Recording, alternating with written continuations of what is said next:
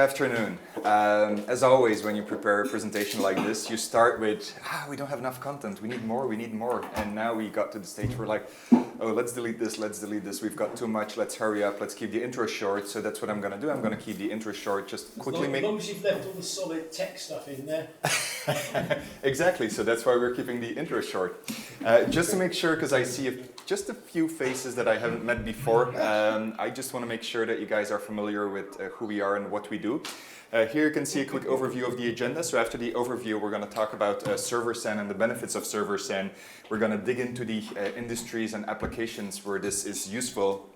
And then the big thing for today, the premiere that you're getting is a demonstration of NVMesh for containers or container environments. We'll also dig into the architecture of NVMesh a little bit. And then we're gonna end it up with a little bit of myth busting. And one of you is partly responsible for this section. All right, so technology, love it. Our company, Excelero, was founded originally in Tel Aviv, Israel. Right now we're headquartered in the US. We're pretty global. Marketing sits in Europe, that's myself. We're about 40 people. We're funded, pretty well funded. One of you made an accurate statement that we're funded at 23 million right now. In our round B, Battery Ventures took the lead. One of our angel investors, not unimportant to mention, is David Flynn. We just got one patent granted and we've got 10 more pending, and the markets that we serve we will talk about later on because there's some more interesting slides to talk about that. The market trends that we've been responding to is, first of all, the market is asking for a paradigm shift to shared accelerated storage. A second trend that we're responding to is the growth of NVMe in the market. More and more companies are seeing the benefits of moving to NVMe. One global bank that I was talking to was the senior VP of storage. He told me that he expects actually that was a year ago, so within a year he expects all their flash to be replaced by NVMe and all their regular disks to be replaced by flash. Now, to what extent that's really going to happen that fast, we don't know, but it's really a good indicator of the industry expecting NVMe to take over very quickly. We're also leveraging network innovations, including RDMA.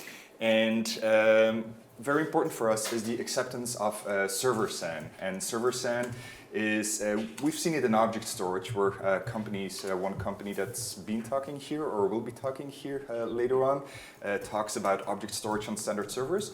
We're doing exactly the same for SAN, which is a little bit more complicated but gives a little more or much more benefits actually. All right.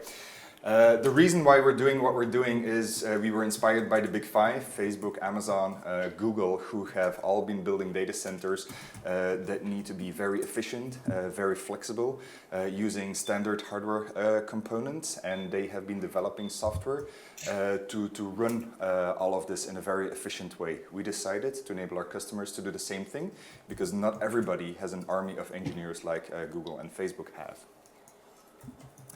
Very briefly, Excelero NVMesh Server SAN. What is it? The shortest explanation I can give you is it's a software-defined block storage solution. So we use standard servers with state-of-the-art NVMe devices.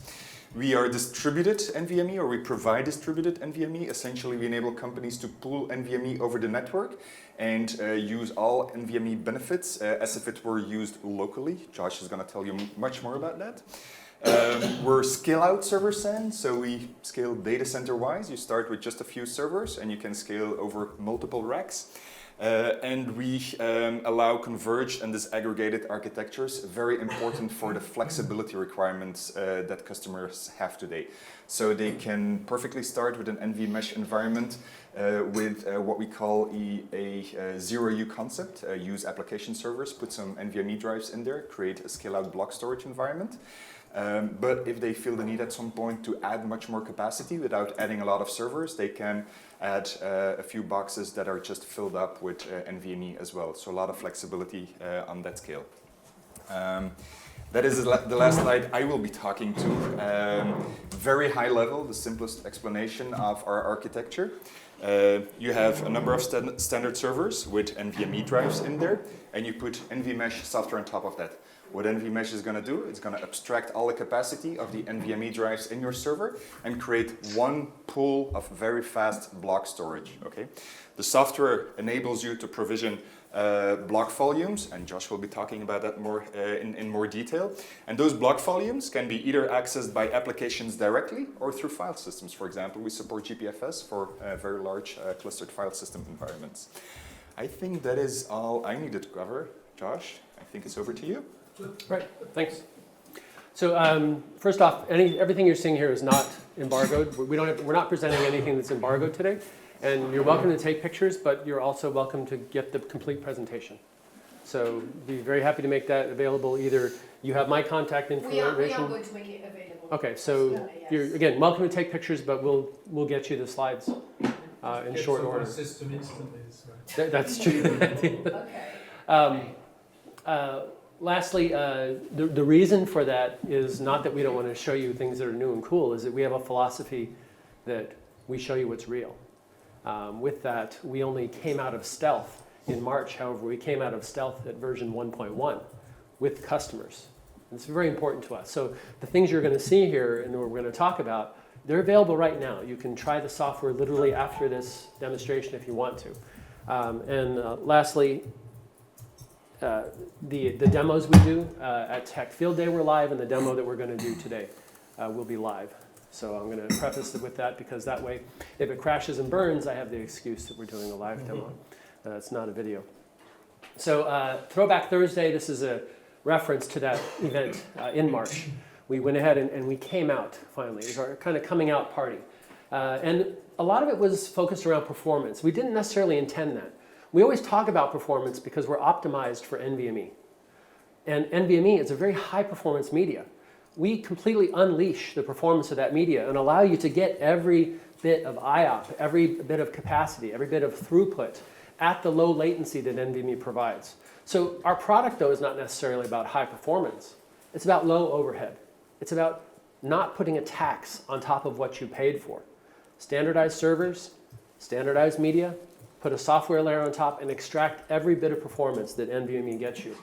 So that's how it comes across as performance. But what we realized is... Josh, is that yes. Tech Field Day picture? Yes. This was the actual room we did.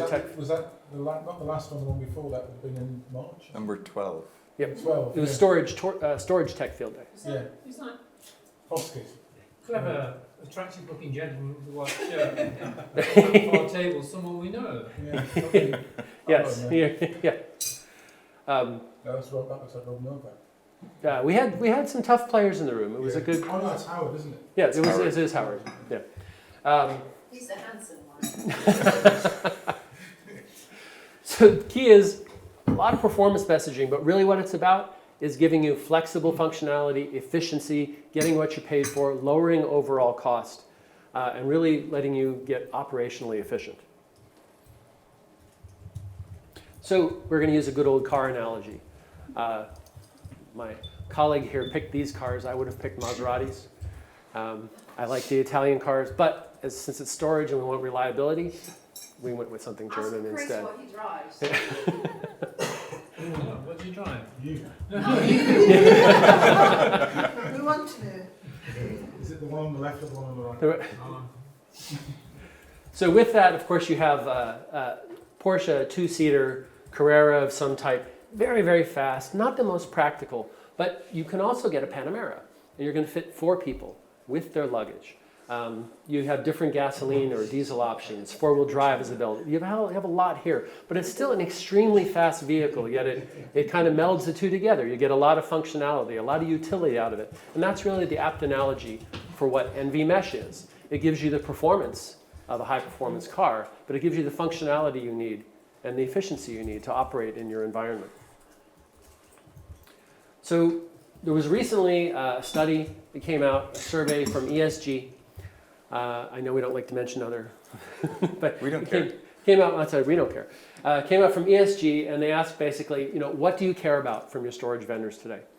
And these were some of the answers. We've extracted some of the ones, which is it needs to reduce operational cost.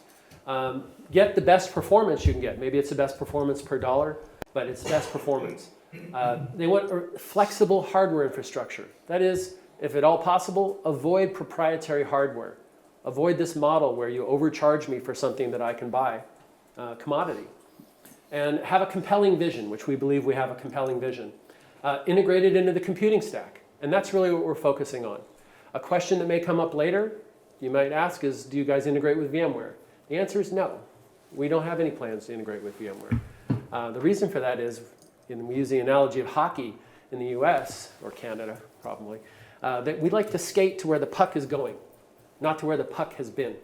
So with that, we're focusing today on container environments. We also work with OpenStack. So if you want to do modern compute, you want to adopt the methodologies of these big five that we touched on. But that's what we're focusing on, these kind of environments. And reduce capital costs. How better to reduce capital costs than to allow you to pick the servers, the media that works for you, you control that, you put a software layer on, and you get better performance than anything you can buy in the market today. So our focus areas, you see at the top, efficiency. We want you to be able to utilize all the capacity that you purchase.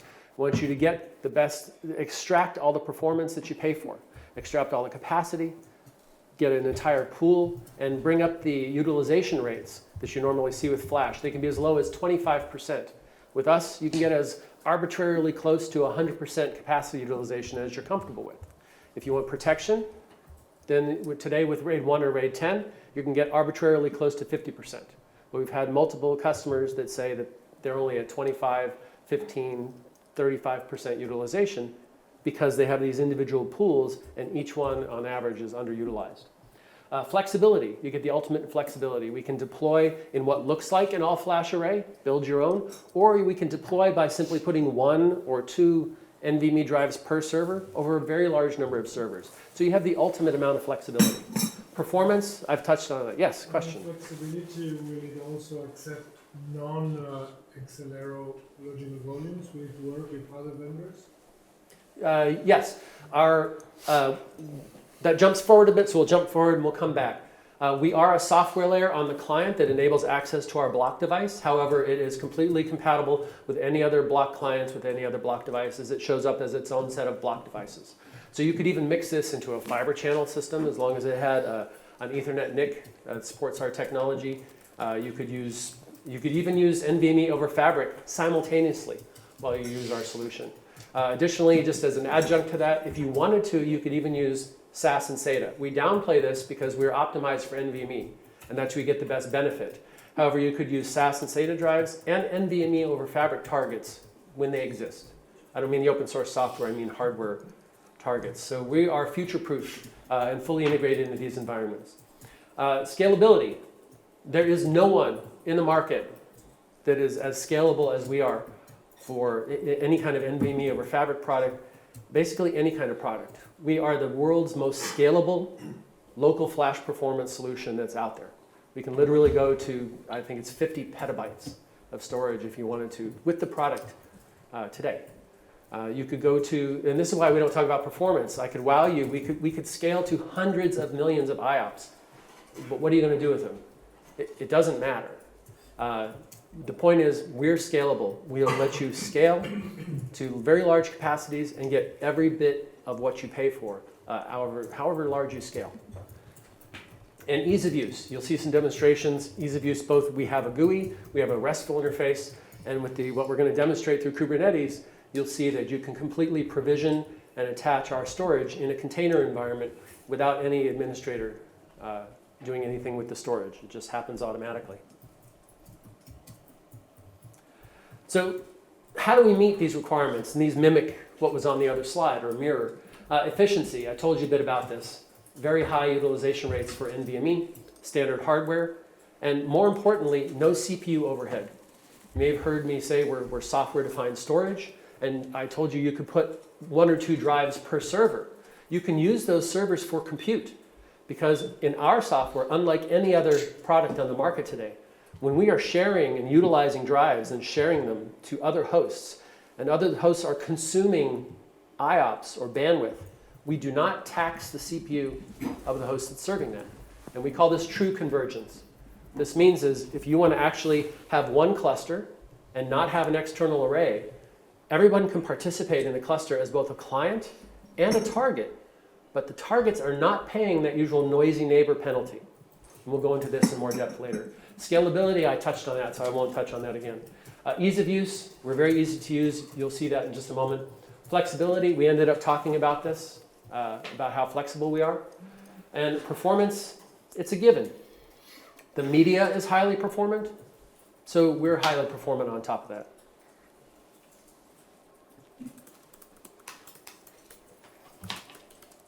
So what can you do with this? Basically, we're seeing use cases in all these different applications and verticals. Now, the fact of the matter is, we are highly performant. So you may be tempted to say, well, not everybody needs that performance, and you're right. The key is almost every vertical, almost every part of an enterprise even, has some section where they do need that level of performance. If they didn't, why would people be putting flash locally into servers? If they didn't need the performance, they wouldn't be doing it. When you put flash inside a server, it gives you a local pool. We're back to DAS, direct attached storage. This is a concept that was popular in, what, the 90s?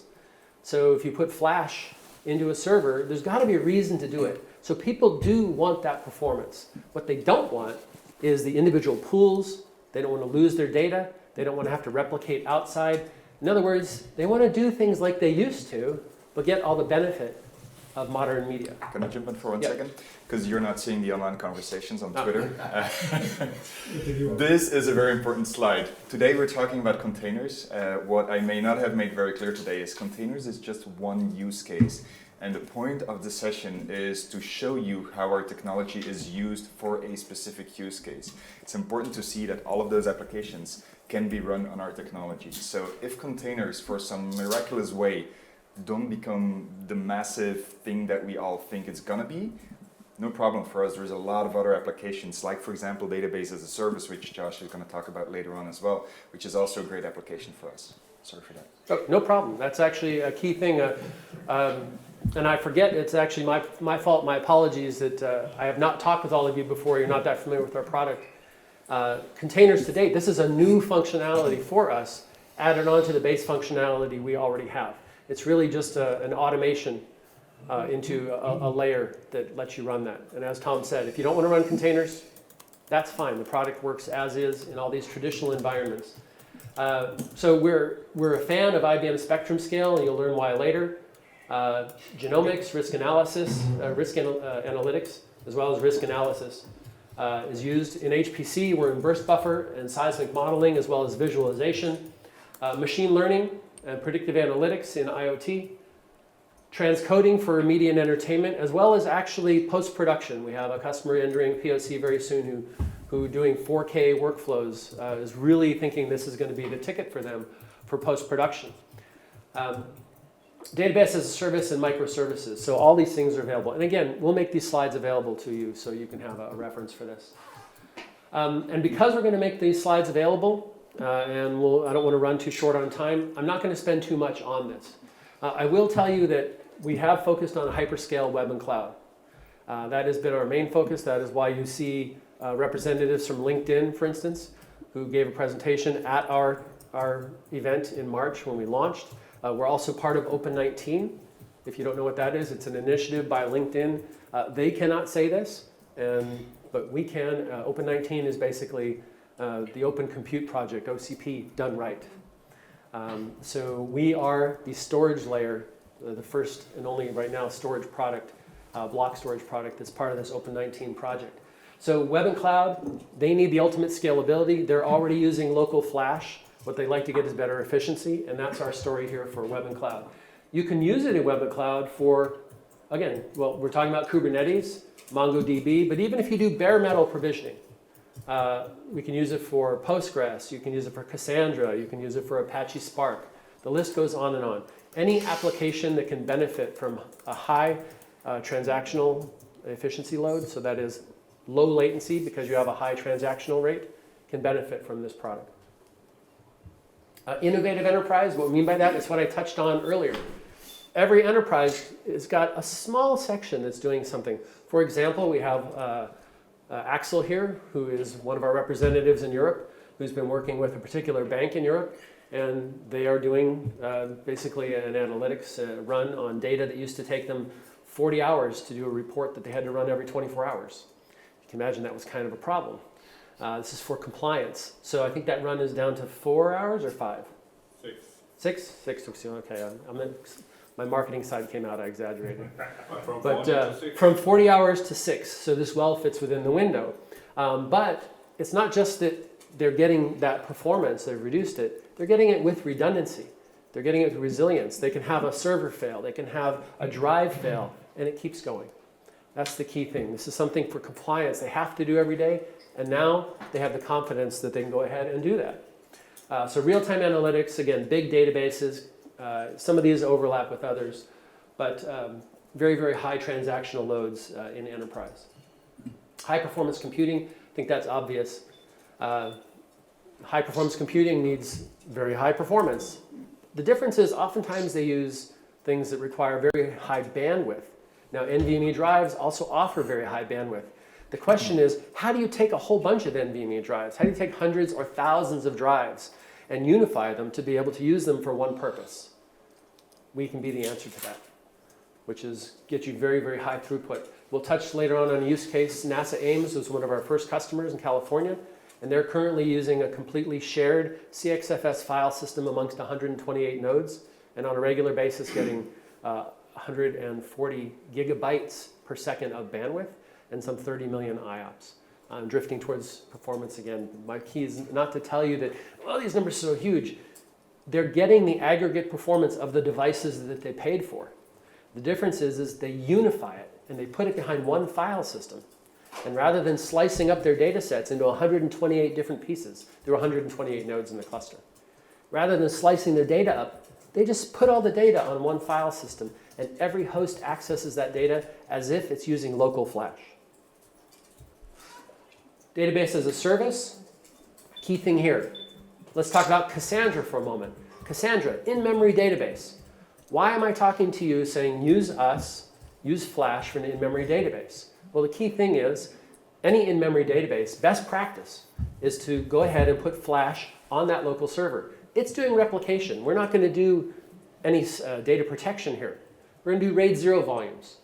The database itself, or their shared nothing architectures, they're going to replicate 3 times or however many they do.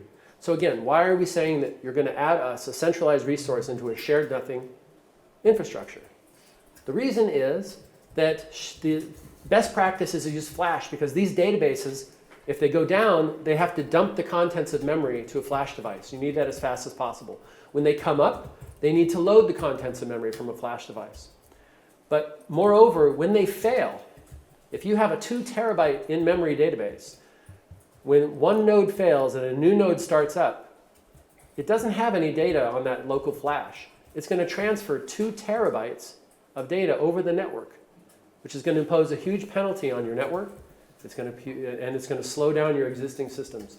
If you use NVMesh here, you can use shared devices, and you can, when one node fails, a physical node fails, another physical node can take over.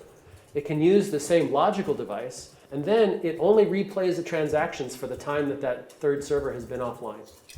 Meaning you may only transfer megabytes of data rather than terabytes. So this is what you get for operational efficiency. Additionally, if you need large devices, you can pool multiple devices together. You don't have to buy a 3 terabyte drive for every single host. When maybe one host needs 1 terabyte and another host needs 2, you can buy exactly the storage you need and use logical volumes to assign exactly the sizes you need. And containers, we're going to go ahead and go into that. So I'll skip this one here. Any questions so far? So just on that last point, Yep. do you think that people are starting to realise that replicating data, large volumes of data like that, at an application layer is possibly not the most attractive way to do things? That's a tricky question because it's kind of like religion. So, and this is my opinion. My opinion, the answer is not necessarily. I think people are going to say that shared nothing architectures and replicating at the application layer is correct for some applications. So, but there are ways you can improve efficiency, as I mentioned, that even when you're replicating, sometimes it's going to be a very big penalty to recover when there is a failure in one of those replication schemes, and we can speed that up immensely. Could you also eliminate some of that replication? It's possible. It's absolutely possible. If folks want to do that, they can. I think shared nothing architectures came in to solve a problem, which is to use standardized servers and not require redundant storage. And we play into that in that we fully support standardized servers. You could replicate with us, or you could use us as RAID 0. That's actually part of our flexibility, that we're not going to force you and put an additional replication tax. So did I dance around that enough, or give you an answer that makes sense? What you're saying is it depends on your requirements. I mean, if you have a server that never fails and doesn't fail for 6 months, Yep. you know, that one recovery you do in 6 months where you copy 2 terabytes of data, you might say, who cares? Exactly. But if you're Yeah. if you're in an environment where that happens once or twice a day, you'd probably be going, well, maybe we architected this wrongly, or we bought the wrong service or something. You know, but, Absolutely. yeah. Yes, you can increase reliability or choose not to. You're absolutely right. What we're also trying to do, to be clear, is ignoring containers. Just simply, there are a lot of traditional applications out there that are high transactional loads that enterprises or non-enterprises find it very difficult to move into the new paradigm.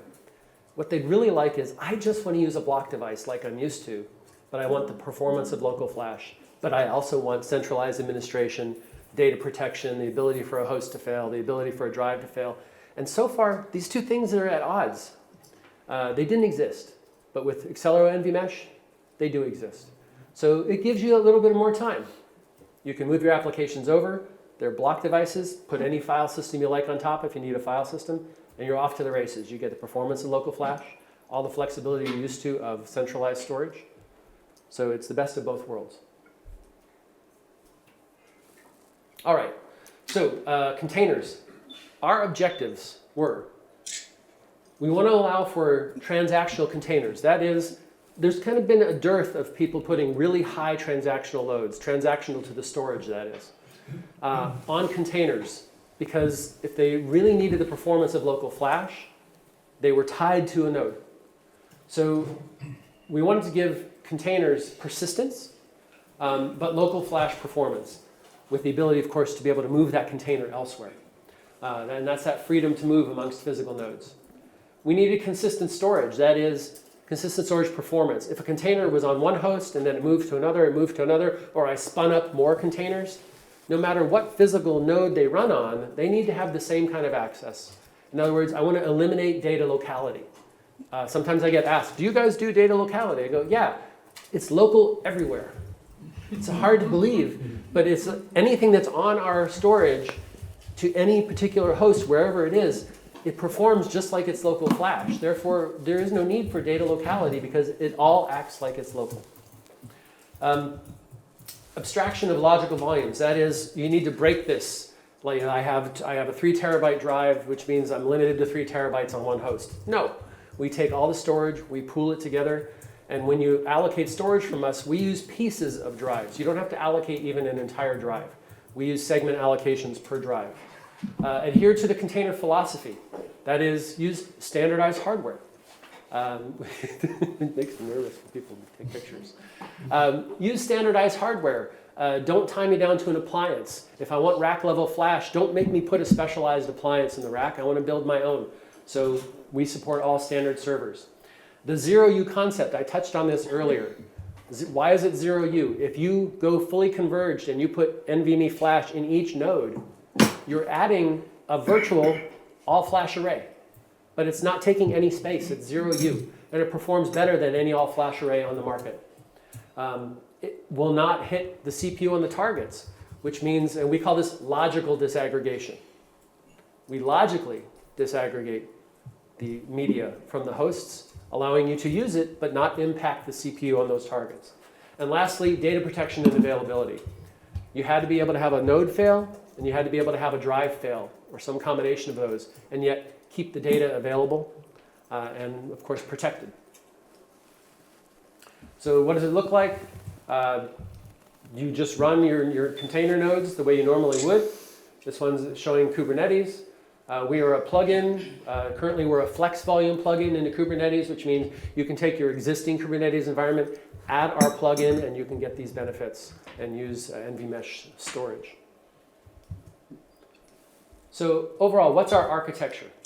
Now, this is our generalized architecture, not about containers, our generalized architecture. I was told you guys want technical details, and you're going to grill me. So this is the time. I know we had the lunch stuff, and everybody knows. This is the time to get into this. Ask me what you want. You've got this opportunity now. So server SAN, we're 100% software. Bring your own hardware. Unified NVMe. We take all the NVMe and pool it, whether or not you do dense nodes or you do nodes that are sparsely populated. All of it becomes one pool, and you carve out logical volumes however you want. No CPU on the targets. I talked about that already. Very flexible and 100% efficiency. That is, if you put in enough networking, we will extract all the IOPS and all the bandwidth of the drives that you provide. So you'll get 100% utilization out of them, rather than being trapped. What I mean by that is if you can put 6 NVMe drives in a host, some of these drives, that may give you 3 million IOPS. How do you consume that in one host? It's near impossible. But by offering it up on the network and allowing multiple hosts to share that in a SAN methodology, you can extract everything that you paid for. So just can you run through what enables you to beat local latencies over the network, even assuming the fabric mesh with... Did you say memory? Meet or beat? Exceed. So we don't exceed. yeah. We can't do any better than the... Yes, I will answer your question. We're heading into that right now. So this is an overview of our components. As mentioned earlier, we do have a block driver that's installed on clients. And this offers up what looks like, when you attach a logical volume, it looks like a regular Linux block device. It appears under /dev/nvmesh as a name that you give it. It just looks like a block device, acts like a block device, walks and talks and quacks like a duck. It's a duck. Management. We have a scalable management layer. You need, at minimum, one host to run our management. Management can run on some of the same nodes that you're converged, or you can run it separately. And if you want to see, you don't want me in the picture? Yeah, I did wonder. That's true. I agree. My wife says the same thing. She says one is enough. One of me is enough. You can scale management for redundancy and for scalability. So one is minimum, but you can scale it up. We use MongoDB in the background of this. MongoDB supports a replicated scalability. So our database and our management is scalable as well. The third piece of the puzzle is a target. There is software that runs on target systems. For us, target systems are those that have NVMe drives. So we run some software there that enables to do this magic. But I'll explain what that magic is and why, even though we're running software, why it doesn't use any CPU. Where does the run? Is it hypervisor level or is it OS level? So it's OS level. On bare metal systems, actually anywhere, these two are kernel modules. The client and the target are Linux kernel modules, basically any distribution of Linux. We haven't found one we can't use yet. Officially, we like to support CentOS and Red Hat, although in Europe we also support SUSE. So those are kind of preferred, but we also have customers running Ubuntu and all sorts of various versions. But we haven't found a Linux yet we can't work with. So I'll explain this in just a moment. So that's just basically the three components. We have a client, we have a target, and we have management. So centralized management, what does it do? It's a Node.js application sitting on top of MongoDB. It provides a complete RESTful interface, and we built our GUI entirely on top of our own RESTful interface. Therefore, anything you can do in the GUI and more, you can do in the RESTful interface. For modern infrastructure, it makes it very pluggable. The centralized management is really a configuration master database. So clients and targets report into the management, basically their inventory. Clients say, I'm a client, and I have this NIC. And targets say, I'm a target. I might be a client too. And I have these NVMe drives, and I have these NICs. By the way, we can support up to 8 NICs, and you can aggregate the performance of that. So that means you can get up to, with today's NICs, 800 gigabits of bandwidth. If that's not good enough for you, please see me after and we'll come up with something more. And it transforms all the drives into a pool. Basically, it takes all these inventories and says, this is the pool. And then you create logical volumes from that. When you create logical volumes in management, all you're doing is you're creating a definition. You're just saying, hey, give me a RAID 10 volume that is striped 8 nodes wide, and it's a RAID 10, so it's also mirrored. And you go pick the right drives and whatnot for me. And it picks it, and it makes a definition, and all I have is a layout of a logical volume. Nothing's happened beyond that. It's very scalable, which I talked about. You can build management also as scale out. RESTful, I talked about. Easy provisioning and flexibility with some policy tools. We allow for policy management, insider management. That is, you can have a rack and row awareness. So for example, if you have 2 racks next to each other and you want to create RAID 10 or RAID 1 mirrors, you can define, make sure when you create these logical volumes, pick drives out of one rack and pick some drives out of the other rack for the other half of the mirror. That way you can actually have an entire rack fail and you stay up. You can do this on a rack basis, a row basis. You basically make these policies up however you want. The client is an intelligent block driver. So what it does is, if you remember, I said a volume gets defined in the management. It's just an entry in the database. Very simply, a RAID 1 volume would say, use this part of this disk on this host, and use this part of this other drive on this other host. That's a volume. Maybe if we... granularity going to, Josh? It has to be a minimum of 1 gigabyte for the logical volume, but other than that, But no. within that, how much of each drive are you carving up into making a logical volume? As much or as little as you want. Yeah, but are you doing it by chunking it, or are you just saying, here's a section of it? So all of our allocation is done by segment allocation. So we look at the inventory of a given drive. If it's a 400 gig drive, and we also support the drives either in 512 or 4K native formats. We'll ignore that part for now. Let's say a drive has sectors 1 through 10, and this other drive has sectors 1 through 20. If you were to allocate a 4-sector long RAID 1 volume, it will simply take 4 contiguous sectors from one drive and 4 contiguous from the other, even though they were not the same size, and we'll mirror those. Yeah, so that the implication of that is that if you were creating and destroying lots of volumes of different sizes, you would eventually Get fragmented. fragment your storage. So does Yes. that mean you could end up with a volume that consists of many parts of many? Yes, you devices? absolutely could. However, from a performance point of view, the media won't care.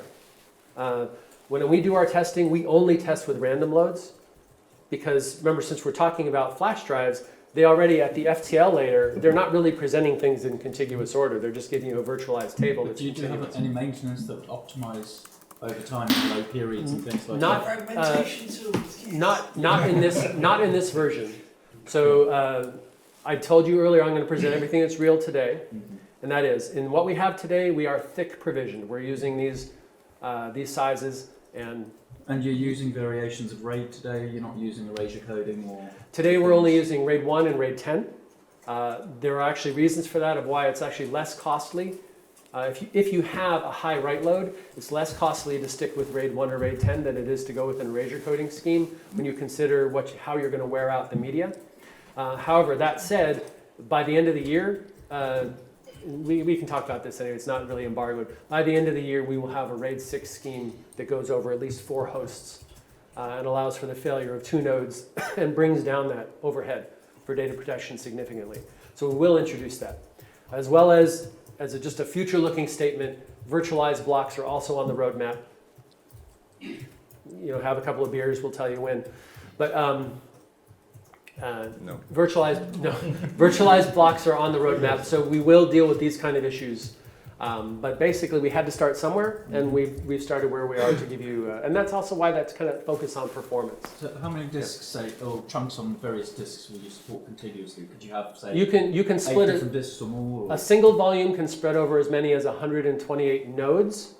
Yeah. Each node can have today up to 24 drives. So if anybody wants to do the math, 24 times 128 is the maximum number you could split over for a single volume. It's a QA limit, nothing more, so we could go to more drives per host, but it starts to make less sense because even at 24 drives, you're oversubscribed on that server. You can't get the performance out of those drives. You run out of PCIe lanes. It has nothing to do with us. Did I answer those questions there? Okay. So the client driver completely understands the layout of volumes, and that's how we're so scalable. The client driver itself is what performs the I/O in a RAID 1 mirror. It sends the data off to one host and to the other host, and it does not act the write until it's completed. Nowhere in our system do we do any caching. Everything is asynchronous, atomic type operation. We do storage with ACID operations. So there's no caching here. Some of our performance, some people get their performance through caching. We don't get our performance through caching. Everything is synchronous. Everything's about data integrity. Ubiquitous access. So the client, yes? Wouldn't adding cache improve performance even further? Sure, it might. Why don't you do it? We might, but when we already got to a point where folks said you demonstrated 4.5 million IOPS in a live demo at our last presentation. Who needs that? How many more? I just met people that need 6 to 8 million IOPS. Million or billion? Million. In the HPC. I can give you 10 million IOPS in 2 servers today. It's very again. I'm not trying to be flippant. I'm just trying to tell you that if you can aggregate all the NVMe and give the right amount of network bandwidth, we'll get to any number of IOPS you want. I have a customer right now that's testing us in our lab that insists they need 20 gigabytes per second writing 24 hours a day, and we're meeting that. So it's just a matter of how the hardware is more the problem than the software. But Josh, if you caching the course, you're a problem because when you've got many nodes and you're doing write caching, all of those other nodes would have to know that block. Exactly, and that's part of the And then it becomes a real complication. issue to manage However, the as consistency. Tom mentioned, some of our patents that are filed but not yet granted actually are directly looking into that. Do you partner with Intel to use their cache algorithms protocols? Because they've got very good ones for the CPUs. We do partner with Intel. However, we're not doing what you say because remember, we're not using any CPU. No, but their protocols for CPU cache invalidation and tracking and Yes. snooping is incredibly So effective. I could do that on the client. I can't on the target because on the target, our data path does not go through the CPU. No, I'm not talking about going through the CPU. I'm talking about using the cache protocols that CPU manufacturers use to manage their snooping. If you could use that, you could have very effective. I could, but normally I'd have to do a lot of this on the target. To use those protocols, I have to run a process, which means I have to context switch. You have directories. Intel's running a directory service on their CPUs to do this.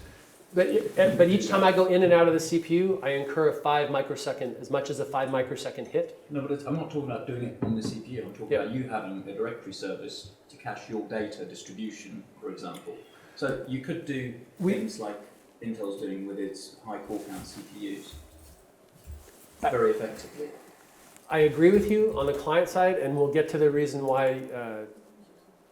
We'll have it over beers, but Okay. there's some very interesting things with Okay. their new cache structure. So we're going to have to pick this one up now. The target module, I'll explain. So this will start to make a little more sense. The target module basically takes an inventory of the NVMe drives, reports it to management, and then it sits there. When a client says, I want to use a given target's drives, the target module looks at the client, looks at the definition, looks at the volume definition, makes sure that they match, and then it goes ahead and it makes an RDMA connection, a remote direct memory access connection, between the client and the target drives, directly to the drives in the host's memory. Once that is established, the target is not in the data path. So even we call it a target for storage folks to understand its functionality. However, unlike other software storage targets, we're not actually performing the I/O. A client actually goes across the network to the remote NIC once this connection is set up, and then the NIC does a PCIe, peer-to-peer transfer, directly to the NVMe drives. And then the response goes back directly to the NIC. we don't even send an interrupt to the CPU. This is why we can't take advantage on the target side of anything that you would normally associate with Intel acceleration for storage on the target, because we're not running in a core. The CPU doesn't even know an I/O has occurred. We're using the memory controller only and PCIe peer-to-peer communications directly on the PCIe bus. So what we've done in a way is we've extended the PCIe bus from the client over a network all the way through to the target directly to the drive. This is how we can perform millions of random or sequential IOPS on a target host and not use any CPU.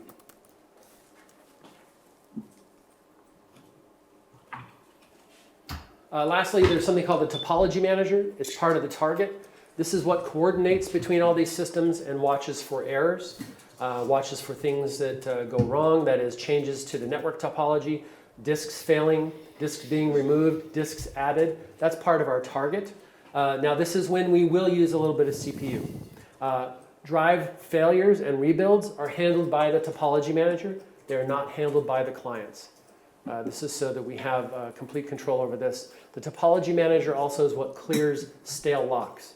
So for example, you had a client that locked a given range of blocks. It was going to do an operation, and then that client got struck by lightning, and it left the locks. The Topology Manager watches for stale locks, and then we go ahead and clear those locks. That's the kind of operations that Topology Manager does. Data protection. We touched on this. Today we support RAID 0, concatenated volumes, RAID 1, and RAID 10 volumes. As I mentioned, erasure coding will be coming, but this is what we have today. We do support target-side locking. There's been those who said that you can't share NVMe over Fabric.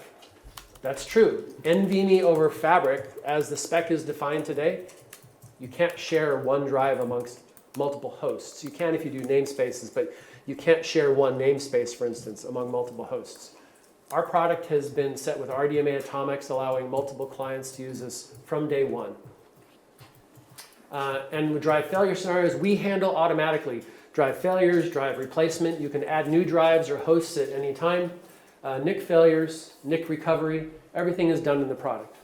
Well, that RDMA locking then, Yes. how hard was that to develop? Is that a fairly unique bit of IP for you, or is that a fairly standard approach? Applying the RDMA locking to storage is what's unique IP for us. However, atomic RDMA locks have been part of what's known as MPI in HPC since basically the development of InfiniBand. Locking, you can imagine, since RDMA is actually letting one client manipulate memory on a remote host, it was very important from the get-go that a client manipulating memory on a target doesn't manipulate memory it shouldn't and can lock certain regions. So locking in memory has been a part of RDMA since the beginning. Using it like we are for storage, that's what's unique. Scale, I told you we're architected for scale. I covered some of this as well. You will have the slides. And vision, I actually already told you a little bit about the vision. We are where we are today. However, we'll be adding things like a more advanced erasure coding, which gives you lower overhead, keeping the performance. We're going to allow you to mix these things as well, because adding erasure coding is going to add latency. So you'll be able to have some pools that are erasure coded and some that are still at RAID 0 or RAID 10. How do you tie in your array of data services you need? Compression, dedupe, all of that. Where would that fit into here? So those are roadmap items. I'm not prepared to talk about them today, but if you're having trouble sleeping, do Google searches for our patents. You'll find one on a distributed metadata mechanism that actually can allow for a dedupe, for instance, to have a single shared pool of storage where the processing is done on the clients, yet you can actually have, even though there's individual clients, you can do a single shared dedupe pool. That's through a distributed metadata mechanism that is one of the patent applications, and it is a roadmap item. So it is possible, and we'll be very excited to tell you about that when that comes out. Okay, demo, I want to make sure we get into this. So we talked about containers. On top of this, that you should get local flash performance, mobility of containers, deterministic performance, abstraction of logical volumes away from physical media, use only standardized hardware with no noisy neighbors, and allow for physical drive or node failure So let's go ahead and show you some of that. The layout of the demo is we have 4 nodes. How many people here are familiar with Kubernetes? Wow, okay. That's great. So we have 4 nodes. One is the Kubernetes master. This is just a switch. The other 3 nodes are running as Kubernetes compute nodes or Docker container nodes. We could run jobs on here, but I've chosen not to. I've restricted so that we're not running any jobs on here because I'm also running the NV Mesh management on here. And part of the demo, I kill containers by killing the hosts, and I don't want to take out my management today. So there's no jobs will run here, but they can run on these 3 nodes. So 4 physical nodes. Each node has 2 NVMe drives, and they're split a bit. On some of the nodes, I have them split so I can use one drive locally, and I have the other drive allocated to NV Mesh so they can be used for shared volumes. So let's go ahead and get into the demo. Where are we on time? We are just Don't about worry good. about time, I'll make sure that you don't go over. You're not going to get the extra. That wasn't the part I was worried about. I wouldn't underestimate him. Yeah. We need to be done at 3:10. Yeah, if you take your half hour for the demo right now, you have 5 minutes for the mist busting. Okay. Myth busting. That's good. You need a sand timer. All right, so this is a cluster that's actually running in the United States. I'm going to go ahead and log in to our administrative interface for this cluster, if I can even type. And here you can see our GUI. We've got some nodes that say they've got a couple of alarms, which I'll explain in a moment. Graphing, this is all very standard. There's options down the side here. Overall, what's the health of the volumes? What's the health of the targets? What's the health of the clients? How all your capacity is allocated, and some of the volumes that we have here. If I go ahead and show the clients, I said I'm in converged mode. So I have 4 servers, but each server is both a client and a target. So they're going to show up on both lists. Here's the client functionality. On the volumes, you can see I have 2 volumes. In fact, I don't want this one.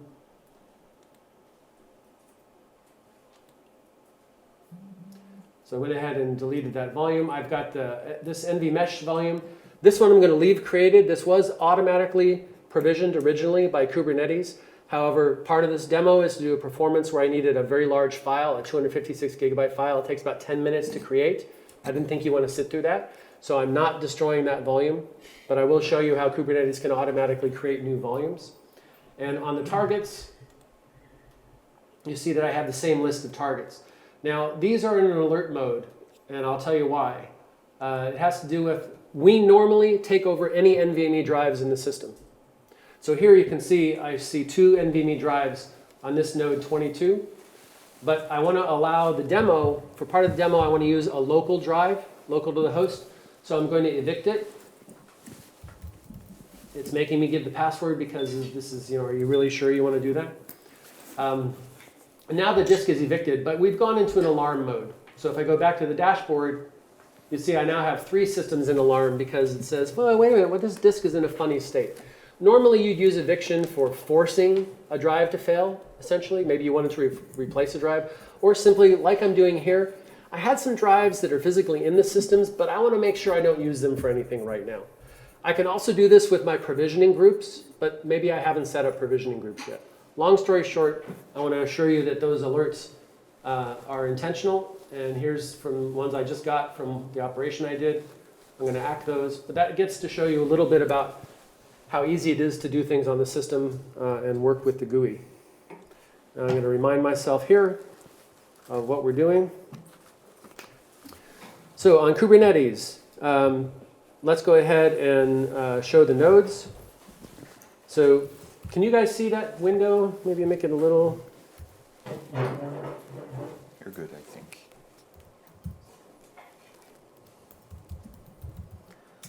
So I'm just going to show my nodes. This is as I told you about. I have 4 nodes. 21 is our master, which I'm not scheduling on. 22, 23, and 24 are there. Let's go ahead and look at some of these files.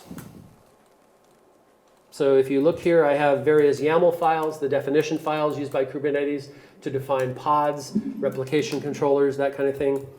I'm going to go ahead and look at my Mongo one because I've chosen MongoDB, not for any love of MongoDB. It's simply I had to choose a database. I chose MongoDB. This is a definition of a replication controller. That is, I want a Mongo pod to run, and I want Kubernetes to automatically keep one of those running all the time. That is, if it dies, I want Kubernetes to start up another one. So very simple definition. I don't want to give you a tutorial on Kubernetes, so we won't go through there. The important part of this file is to know that here is the definition of our Flex Volume plugin. This can be added to Kubernetes after the fact. We're saying that it's an Excelero NVMesh driver. Make your file system type XFS. It tells where our management host is.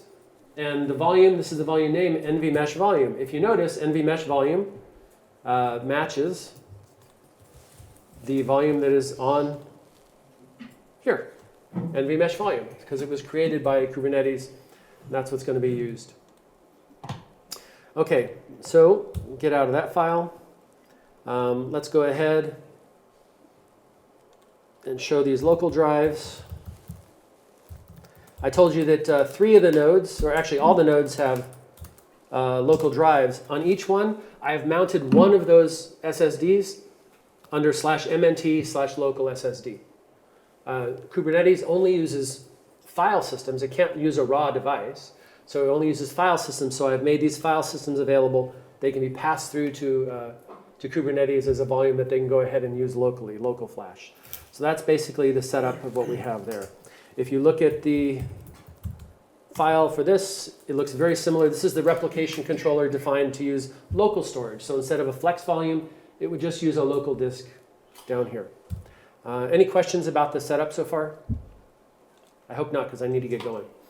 I showed you the GUI. So we talked about, I logged in, we showed clients, targets, and I explained how OneDrive is being used, so we've cleared that alert.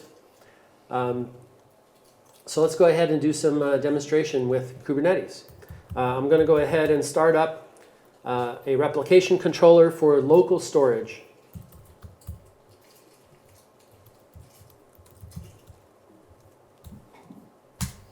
So there, I've created that replication controller. If I show the pods that are running, there's only one pod running. It happens to go onto node 23. So let's go ahead and get into that pod. I'm now on pod 23. If I do a df, I can see that I have this /data/db mounted on that local flash device. This is simply to tell you that, hey, this stuff works.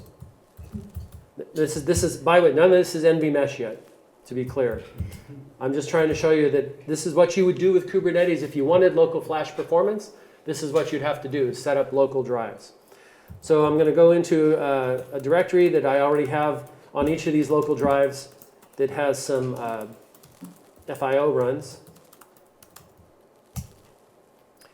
And we're going to run on this system a couple of different tests. Now this takes 2 minutes. So now I get the soapbox for a little while. This test is just to show you the performance of local drives. There's nothing unique here to us, again. I'm just showing you this is using local SSDs. But the question that comes up is, why aren't people doing this? If you get you're going to see really great performance. Why aren't they doing it? Because it's a local drive. It's tied to that one host. If and when this container has to move to a different host because there's a problem, it doesn't take the data with it. You're forced to do something else. The only way you can go ahead and have data protection is to go ahead and do replication, which imposes the whole overhead. What I want to do is I want the freedom to be able to deploy a MongoDB or a Postgres or an Oracle database, any of these things. I want to use storage as if it's local and not worry about replication because I can't learn all that right now. So why aren't people doing this? I submit it's because it doesn't exist. The only thing you could do is you could go ahead and get an iSCSI appliance and put it outside or you could have an NFS server, very popular to do it with NFS. However, the performance penalty you're going to pay there is going to be huge. It's not going to perform like local storage. And that's the whole key. Can you do something with spectrum scale, something like that, to shared file system and just have it? Absolutely. Spectrum scale, we actually like GPFS an awful lot. It's great, but its latency on transactional loads is not fantastic, to say the least. You're going to get up into multiple milliseconds rather than microseconds. And the efficiency of spectrum scale. Spectrum scale, you can only use one entire device. You can't slice devices. With us, you can. So we're getting our results through, so I can stop babbling now. I'll just tell you about these. And you can see this is the performance you expect from a local flash device. Average reads are about 104. This is, by the way, this was just a single thread, single queue. I'm not going for big numbers. I'm trying to see what the latency is for individual transactions. So 100 microsecond, 105 about for reads, about 20 microseconds for writes, 500,000 IOPS if I push it for reads, and right now an artificial 152,000 IOPS for writes. These drives are only spec'd at 50,000, so that's a bogus number. It means it's not preconditioned. So we're getting, a lot of the writes are completing in the device's memory cache. Again, I said we don't cache, but the individual devices are power fail safe, and they do have a cache. So we're getting that. So that's local performance. All right. So let's go ahead and, you know what, I'm going to skip this part of the demo. What I was going to show you was that I can do a Mongo database, put some data in, then I will kill the container. It will automatically move, which I'll show you anyway. I can show it to you a lot.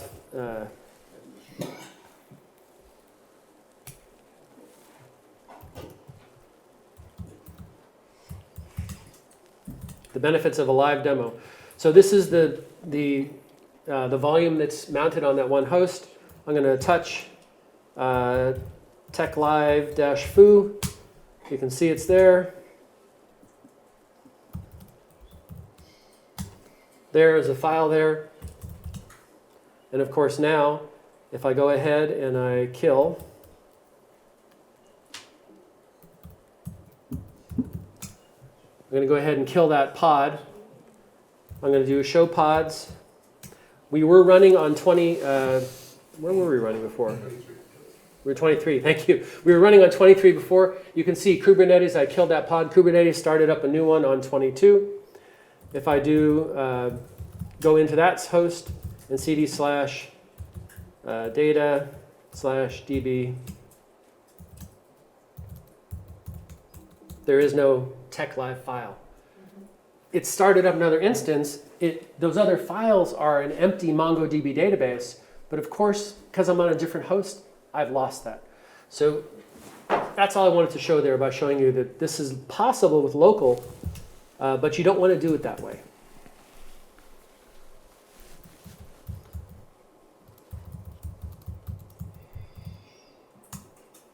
So now I've just killed that replication controller, so I'm not running any more of those instances.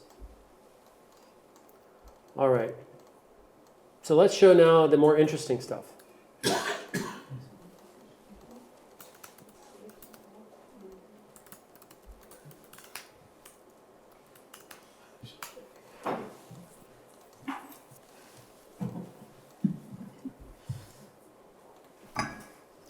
Now I showed you here on volumes.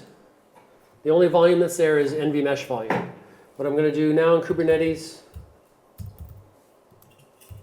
is create a different replication group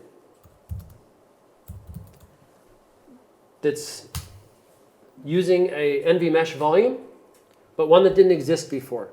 So there, I just did it. I've got now a new one called demo. The container is creating, so it's actually pulling it off the network right now. And as soon as it starts running, there it's running. We should see here, refresh it for it, that I should have a new volume. There, I have a new test volume, another one that's 500 gigabytes, it's mirrored. So creating the new job's great. has automatically created a volume. If And they you don't could exist, automate yes. The whole process. Absolutely. The way this works is that if the volume already exists, it uses it and mounts it. Right. If it didn't exist, it creates it, puts an XFS file system on it, and then mounts it. So, but the key to show you is that this was all automatic, hands-off, just by Kubernetes commands. I was able to actually provision and use storage. What are the limitations to how much your technology can be automated, driven by automation? Well, of course, there are always limitations. But which ones did you have in mind? I don't know. Okay. We have an arbitrary limit on the number of volumes. Really, I think the limitations will come into operational limitations rather than actual technical limits, just on how much. For example, we can span over thousands of hosts, but generally you keep storage within one rack. So how many transactions could you process per second, for instance? If people said, I've got thousands of nodes and I want to create 1,000 volumes every minute or every few seconds. You know, that's a silly example, but Honestly, I haven't measured the number, but our back-end management is also scalable. So when you hit when you hit it, because you will, in the example, you'll hit the limit of the one management controller. However, you can initiate multiple management controllers, and they send all the commands back to Mongo, so you scale the Mongo database, and you could increase your limit. That's eventually consistent, though, I guess. You might have to, the more transactions you do, yes, they'll take a little bit longer. Yeah. So, but it's definitely possible to scale both ends. Essentially, this could be pretty much fully integrated within an orchestration automation. That's the key. What you're getting is we're saying that we have a GUI, we have a RESTful interface, but we're demonstrating that this can be integrated into Kubernetes or Docker Swarm or Mesos.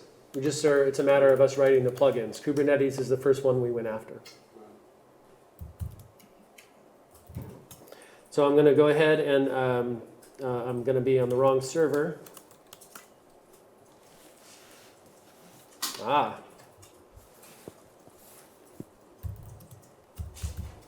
think I typed, Exiting the wrong window. yes.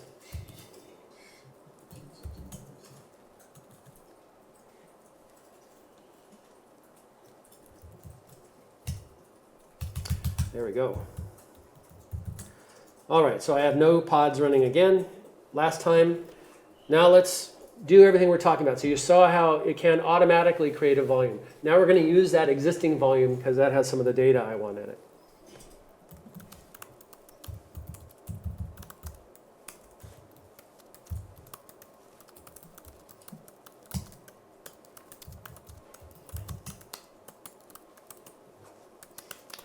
There's one running on 23.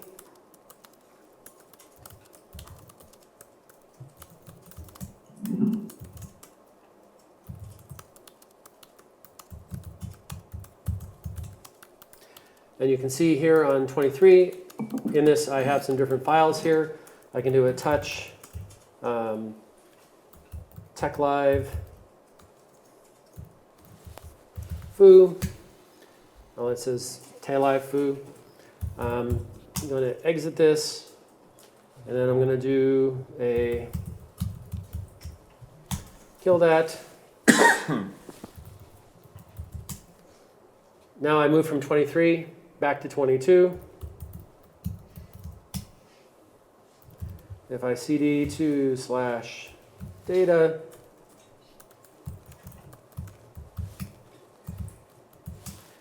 you can see that I should have my tailive foo file is still there, so that shows some not too exciting persistence.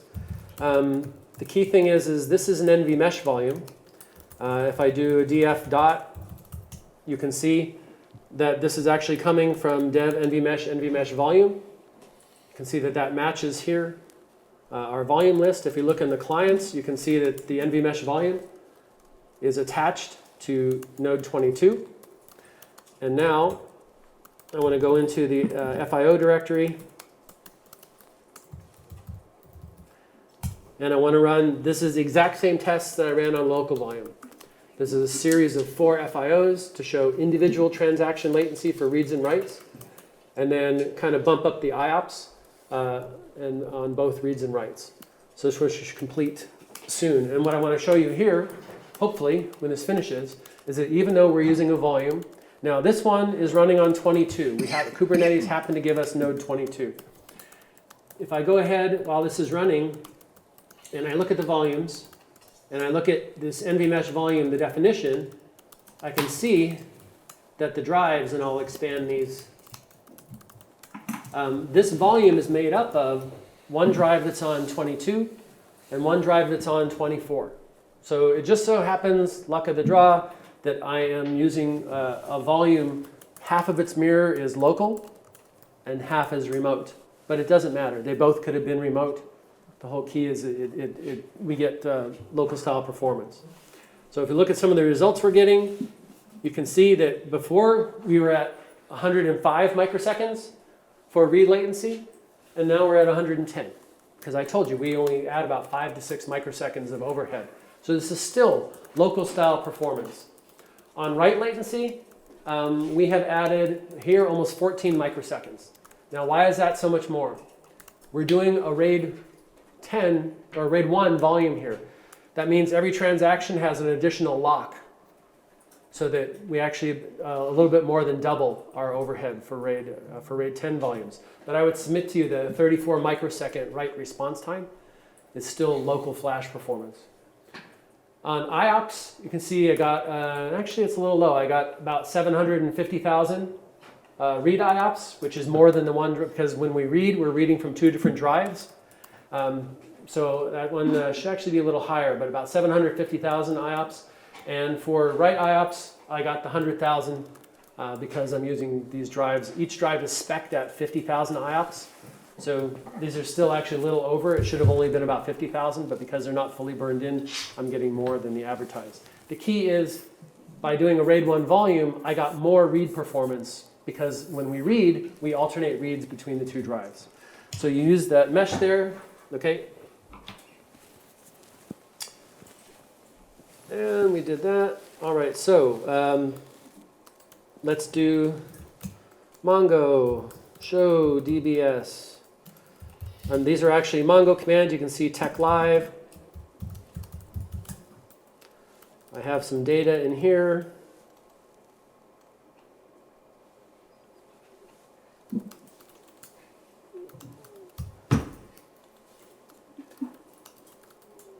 And that is totally wrong.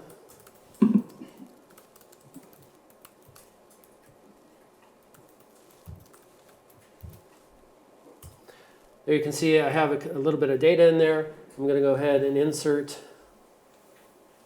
something else.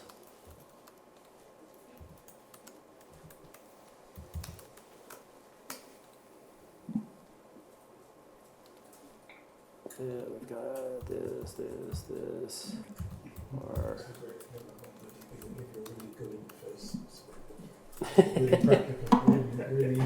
well, this I don't think they normally mean you to use it like this.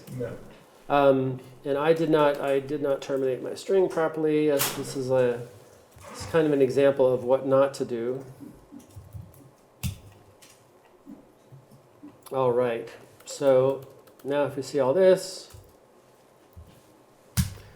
we can see that we've entered now foobar. These are our entries. This is new data I just entered. I'm going to exit this. I'm going to exit this. I'm going to do something very silly maybe. So this is running on 22. I was going to show you a softer way to kill this, but we need to jump to the end. So rather than killing this instance very nicely with a Kubernetes command, I am just going to cross my fingers here.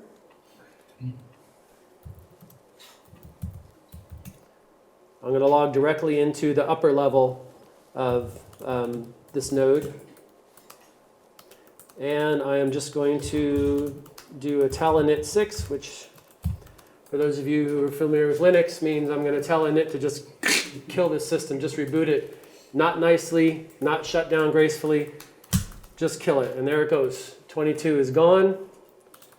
If I now do a show pods, I have to type. Hopefully what we're seeing is that It still says it's on 22, which is not what I want to see. It may take a moment to realize that 22 is down.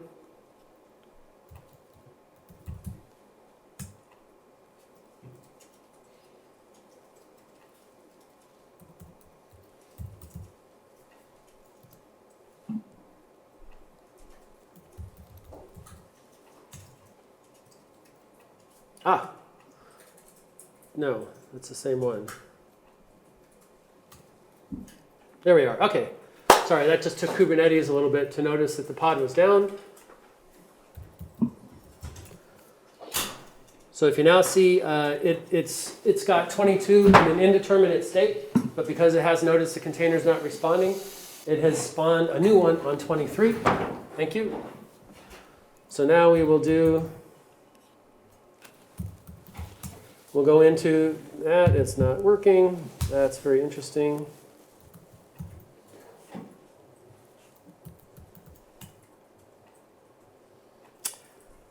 The demo gremlins got me. You should have sacrificed Tom to the demo gods.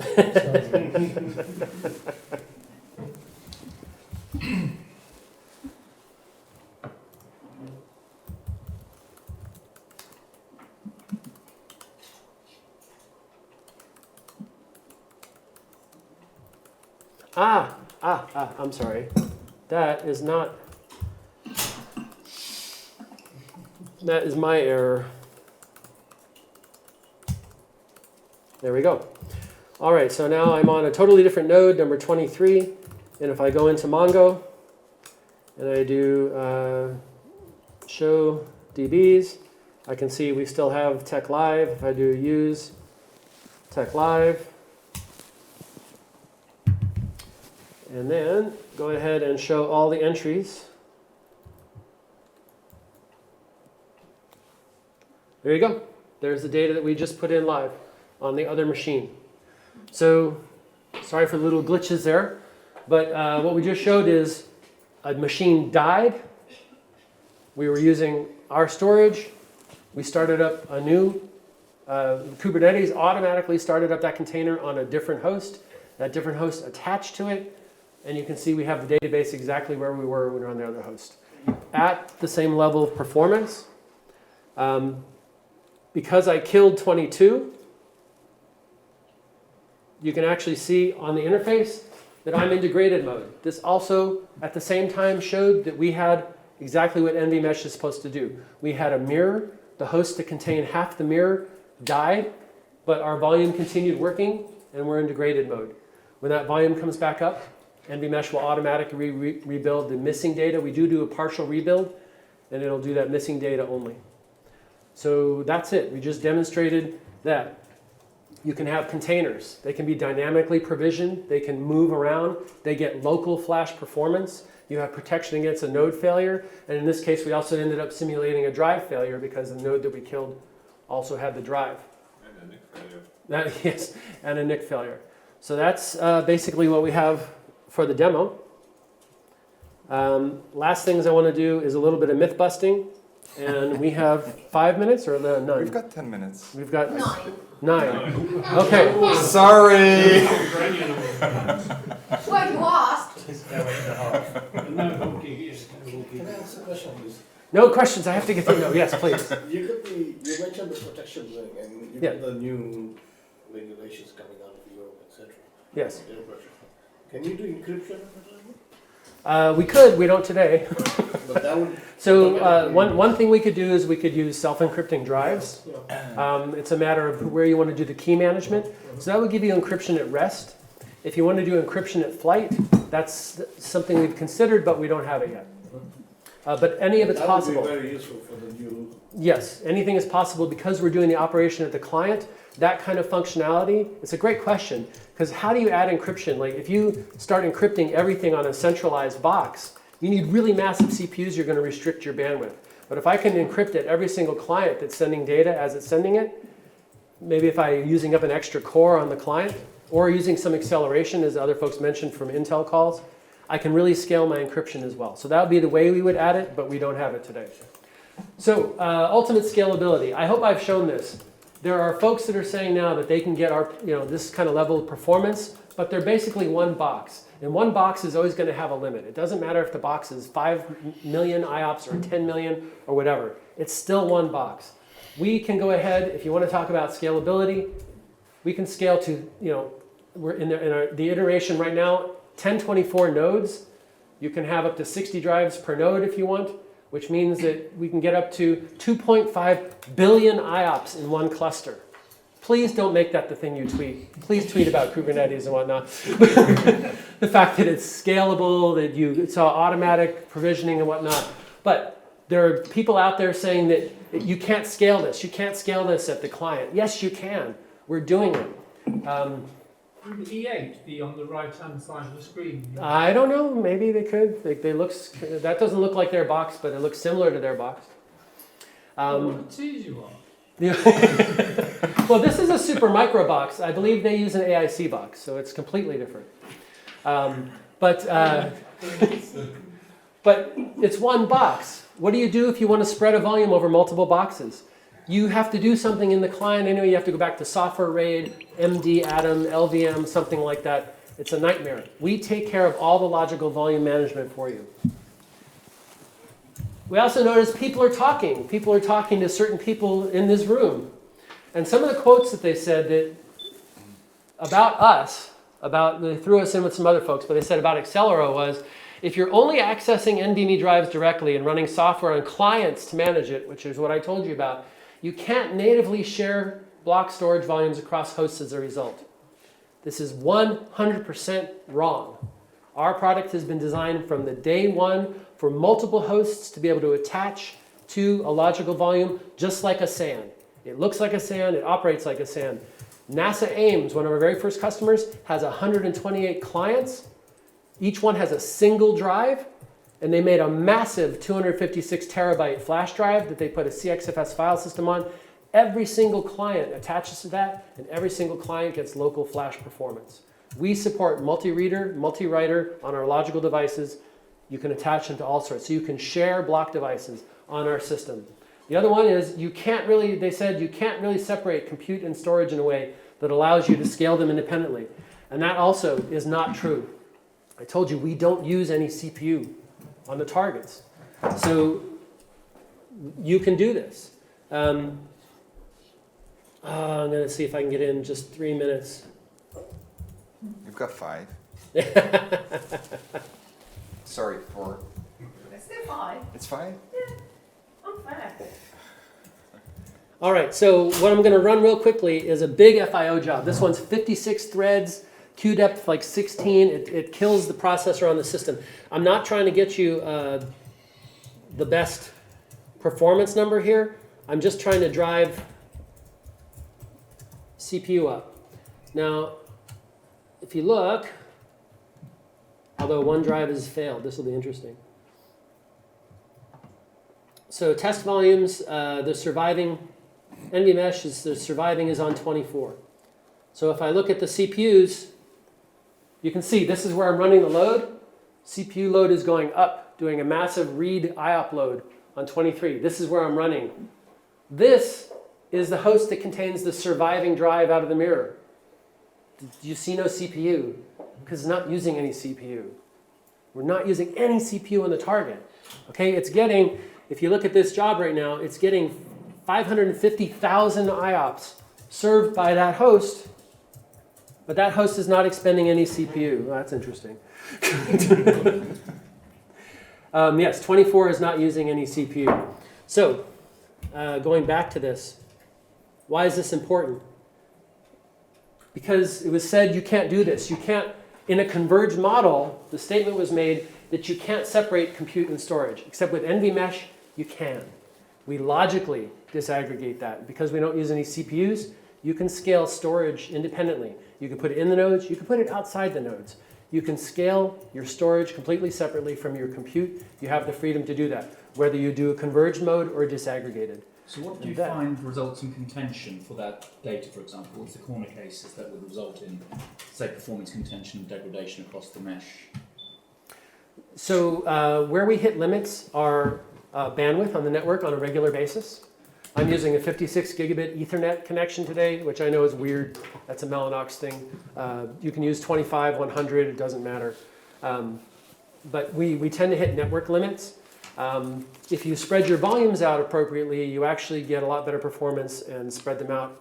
To be fair, what you said earlier is also true though. If you continuously create, breakdown, we could start using different segments and you could end up with an over allocation of segments on one particular drive.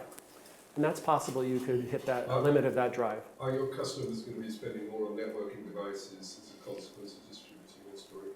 No, because if you look at the cost per port of a 100 gigabit switch from any number of vendors, Mellanox, Arista, Cisco, all these folks, or any of the Broadcom-based ones, the per port price is so much less money. You can buy some of these switches, Supermicro, I'm not trying to promote Supermicro, but they just sent out a notice to us and said you could buy, was it 5? You could get, if you bought 2 switches, you could get each one for I think $5,000 US for a 32 port 100 gigabit switch that could be used in this environment. Please tell me how much a 32 port fiber channel 16 or fiber channel 32 switch would be. It ain't going to be close to $5,000. Even if you have to put Cumulus on top of this and to get So let me ask a question again. Yes. Are your customers going to be using comparatively more networking devices than others that don't? They will if you only consider Ethernet, because let's put it this way. If you're using 10 gigabit Ethernet today and fiber channel 16, you have about 26 gigabits of bandwidth between your storage network and your data network. If you move to 25 gigabit networking, which by the way is the same price or less than 10 gigabit, you now have about the same bandwidth. You could run totally network converged, and in that case, as long as you had an upgrade planned, you wouldn't necessarily be using more ports or more equipment. If you chose to do a separate storage network, your Ethernet network for storage would be replacing your fiber channel network. How many ports of networking do you recommend per terabyte or petabyte of So we storage? can get about 1.25 million random read 4K IOPS out of a 100 gigabit link, and about almost 12 gigabytes per second. So that's your metric. So if you match your NVMe drives to that networking, that tells you how many ports you need. Happy to share in the coffee break a couple of customer examples. Quick curiosity, you mentioned 2 models of working, one with a NVMe box, another with the local storage. Can those 2 be combined? Absolutely. Are there any issues with combining? Nope, we don't. We fully allow you to combine them. Your problem would be you would be oversubscribed maybe on the 24 drive box, but you'd have more drives and bandwidth available than you can get out of the networking interfaces. But we do allow you to mix them, and our provisioning stuff, our policy engine, would actually let you limit how you grab segments out of it. So there are efficiency advantages to actually distributing the NVMe ones. You get the highest levels of aggregate performance by doing converged and distributing. However, you get the best dollar per gigabyte for capacity if you do the 24, especially if you use a read optimized drive.